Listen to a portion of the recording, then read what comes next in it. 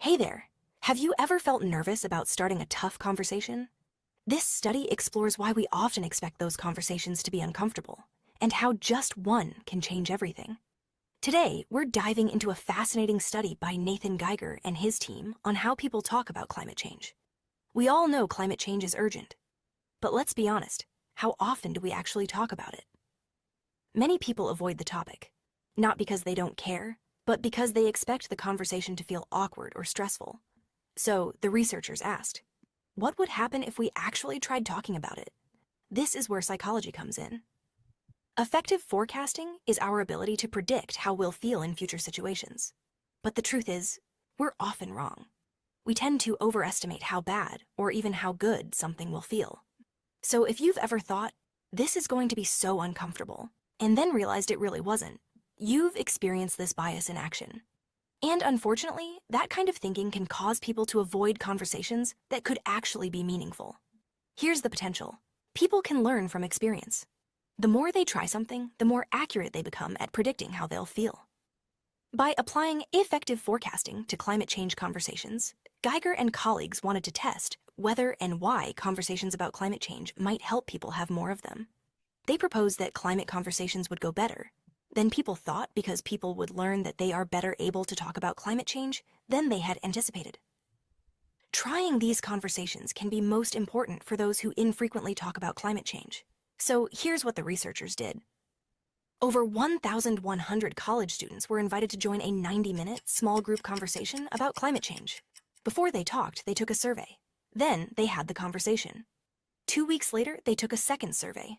Now this is where it gets interesting. Before the conversation, people expected to feel a bit uncomfortable. But afterward, that forecasted discomfort dropped 2 weeks later. So one discussion had a lasting impact. What about confidence? That went up. People felt more capable of engaging after just one session. This boost in self-efficacy is key. It's like practicing a sport or learning a new skill.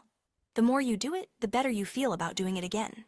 Now you might be thinking, sure, people might expect some discomfort, but not that much. And the changes sound pretty small. So, do these results really matter? Yes, and here's why. In an earlier study by the same researchers showed even expecting slight discomfort was associated with unwillingness to talk about climate change. Here's something else that stood out.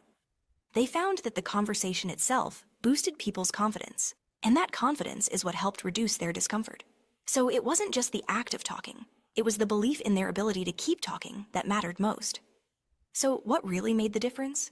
Not just having the conversation, but having the confidence to continue it. And here's the key point. The people who gained the most from this experience were those who had the least experience talking about climate change. So even if someone barely talks about it, one conversation can make a real difference. So here's the takeaway. They found that the conversation itself boosted people's confidence, and that confidence is what helped reduce their discomfort. So it wasn't just the act of talking, it was the confidence that came from having a safe space to speak that mattered most. Let's zoom out.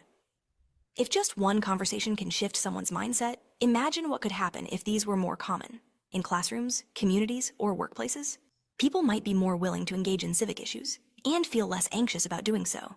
If we all made an effort to have these conversations more often, with friends, family, even strangers, imagine the impact. Don't keep it to yourself. Try it. Talk about it. You might just feel more confident than you expect. And you could inspire someone else to speak up too.